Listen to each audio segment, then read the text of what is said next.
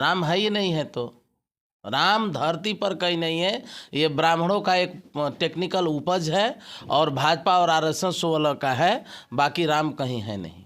ये ब्राह्मण शुरू से ही पूरे 90% भारत पर कब्जा था, 97% जातियों पर, और वहीं जो है मनुवाद थोप करके जबरदस्ती लाना चाहती है। ये कांग्रेस का सोची समझी नीति है। देश में जहां भी जिस पार्टी के साथ अलायंस में जाती है, जानबूझ करके ये चुनाव इसलिए हारती है कि कांग्रेस माने ब्राह्मण और भाजपा माने फूली ब्राह्मण।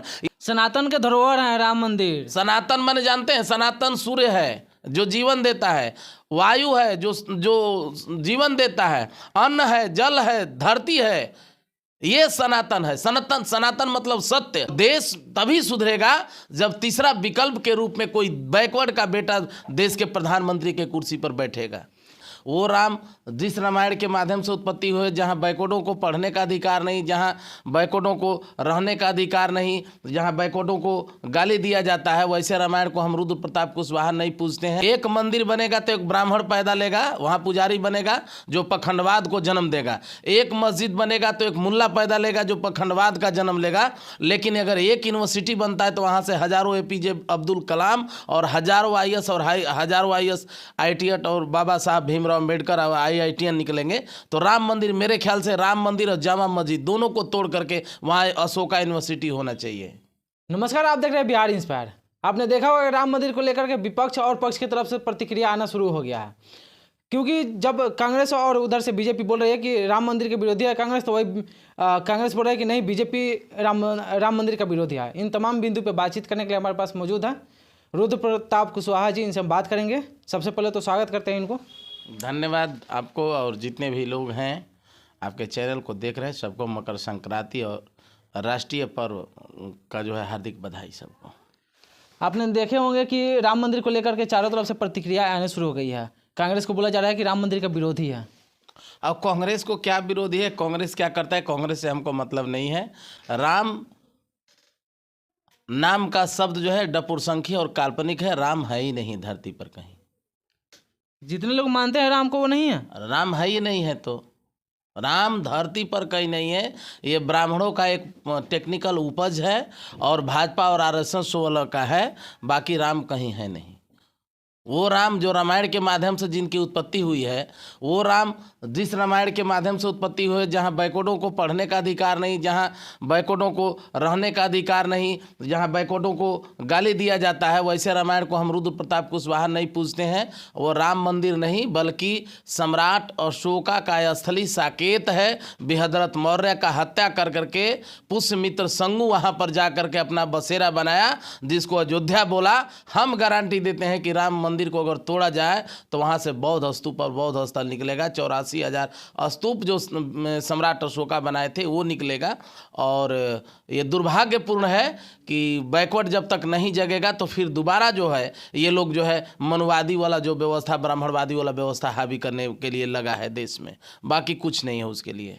तो बोला जा रहा है कि राम मंदिर का जब निर्माण होगा तो स्कूल बने, स्कूल को उसका बेनिफिट होगा, क्योंकि जो ट्रस्ट के माध्यम से पैसा आएगा तो ये तो हॉस्पिटल में खर्चा होगा और दूसरी तरफ स्कूल में खर्चा होगा, तो उससे बेनिफिट हो रहा है लोगों को, तो क्यों नहीं राम मंदिर का बनना चाहिए। अरे भाई, तो राम मंदिर क्या, तो वो है स्कूलें बना लीजिए ना, यूनिवर्सिटी बना लीजिए। एक मंदिर बनेगा तो एक ब्राह्मण पैदा लेगा, वहाँ पुजारी बनेगा जो पखंडवाद को जन्म देगा। एक मस्जिद बनेगा तो एक मुल्ला पैदा लेगा जो पखंडवाद का जन्म लेगा। लेकिन अगर एक यूनिवर्सिटी बनता है तो वहाँ से हजारों एपीजे अब्दुल कलाम और हजारों आईएएस और हजारों आईएएस आईटीएट और बाबा साहब भीमराव अम्बेडकर और आईआईटीएन निकलेंगे। तो राम मंदिर, मेरे ख्याल से राम मंदिर और जामा मस्जिद दोनों को तोड़ करके वहाँ अशोका यूनिवर्सिटी होना चाहिए। बीजेपी तो कांग्रेस की तरफ से आरोप लगा रही है कि कांग्रेस राम मंदिर का विरोधी है। कांग्रेस बोल रही है कि राम मंदिर को राम जी को छोटा दिखा करके बीजेपी जो जितने भी हिंदू सनातनी लोग हैं उनको बरगलाने का काम कर रही है। देखिए, कांग्रेस क्या आरोप लगा रही है, बीजेपी क्या आरोप लगा रही है।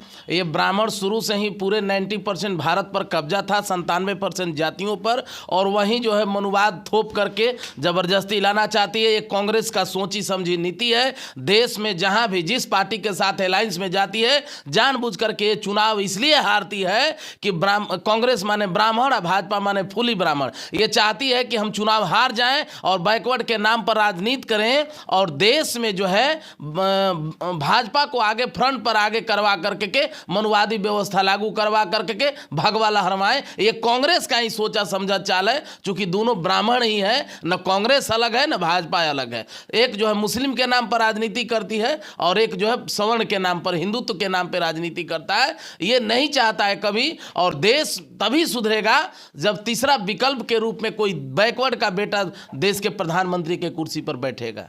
यानी राम मंदिर के आप विरोध में हैं? अरे विरोध में क्या, तो राम मंदिर है ही नहीं तो विरोध क्या करेंगे? जो रहेगा उसका ना विरोध करेंगे। जब राम मंदिर है ही नहीं है, फर्जी है राम मंदिर फर्जी है, तो तब हम उसका विरोध सपोर्ट करने का कहाँ बात है? सनातन के धरोहर है राम मंदिर। सनातन माने जानते हैं, सनातन सूर्य है जो जीवन देता है, वायु है जो जीवन देता है, अन्न है, जल है, धरती है, ये सनातन है। सनातन मतलब सत्य। सनातन माने हिंदू नहीं होता है। हिंदू और सनातन दोनों में बहुत बड़ा फर्क होता है। हिंदू और सनातन दोनों अलग अलग चीज होती हैं। तो बोला जा रहा है कि जो राम को लाए थे उनको हम फिर से लाएंगे। एकर मतलब कि राम इससे पहले आए नहीं थे, अभी बहुत दिन पहले, अब तो जाकर के प्राण प्रतिष्ठा लोग कर रहा है। तो इसका मतलब कि राम में प्राण ही नहीं था। तो जब राम में प्राण है ही नहीं था, एक ब्राह्मण राम में प्राण डाला, जब ब्राह्मण एक राम में प्राण डाला तो भगवान का तो अस्तित्व नहीं है। तब तो समझ ले जो राम को पूजते हैं कि झूठों के डपोर संकी वाला बात है। जब राम तो इससे पहले है ही नहीं थे, राम का प्राण प्रतिष्ठा तो आज हो रहा है। आज जब जिसको भगवान को जो प्राण दे सकता है, तो देश में हजारों लाख से जलती है, करोड़ों लाख से जलती है, उस लाश में ब्राह्मण क्यों नहीं मंत्र से कोई प्राण डाल देता है? ये पढ़ेंगे लोग, जब पढ़ेगा इंडिया तब बढ़ेगा इंडिया। हिंदूवाद के चक्कर में जो है फर्जी ये लोग देश में जो घुमा रहे हैं राम मंदिर। और उसी में एक और व्यक्ति है, अब नाम नहीं लेंगे, जो अपने आप को श्री राम का वंशज बतला रहा है, वो मौर्य वंश का बेटा हो ही नहीं सकता है, जाली डीएनए वाला है वो। उससे हमारे समाज को सावधान रहना चाहिए और समाज को समझना चाहिए, पूरे बैकवर्ड को समझना चाहिए कि तुम राम के वंशज हो कि अशोक के वंशज हो। दोनों एक ही साथ मछली और दूध नहीं पिया जा सकता है। या तो मछली खाइएगा नहीं तो दूध एक साथ में, दोनों में कोई एक ही खाइएगा। तो जो राम का वंशज होगा वो बैकवर्डों के मसीह, बैकवर्डों के जनक सम्राट अशोक का वंशज नहीं होगा। और जो सम्राट अशोक का वंशज होगा वो कभी अपने इतिहास को दबा करके पुष्यमित्र संगु को जो है अगर देश के तमाम लोगों से हम आग्रह करेंगे कि अगर आप लोगों में हिम्मत है सारे पॉलिटिकल का, तो कमाई, पढ़ाई और दवाई पर बात करके देख लीजिए। धर्म अंधवाद पर क्या बात कर रहे हैं जी? इस पर हम लोग, ये कोई मुद्दा नहीं है, इस पर हम बहस नहीं करते हैं। और राम मंदिर को मुद्दे पे आप इन विषय पे क्या सोचते हैं? आप अपना राय कमेंट में जरूर साझा कीजिएगा। आप देख रहे थे बिहार इंस्पायर, मैं शिव कुमार। जय हिंद, जय बिहार।